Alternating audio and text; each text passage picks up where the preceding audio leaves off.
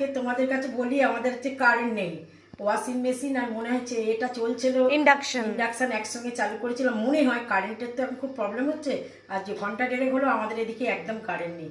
মেয়ের পোর্শনটা আছে, তাও অন্ধকারে তোমাদের রান্নাবান্না দেখাই কি কি করেছি। এসো, দুপুরবেলা মঙ্গলবারে ভাত, আচ্ছা এই ঢ্যাঁড়স সিদ্ধ, আর এই এটা হচ্ছে পুকুরের কলমি শাক দিয়ে আলু দিয়ে পোস্ত করেছি, কলমি শাকের। আচ্ছা চিংড়ি মাছ আলু মোচার তরকারি, মোচা চিংড়ি। আচ্ছা বাটা মাছের ঝাল, আর এ হচ্ছে হাঁসের ডিমের একটু রস মতন করেছি।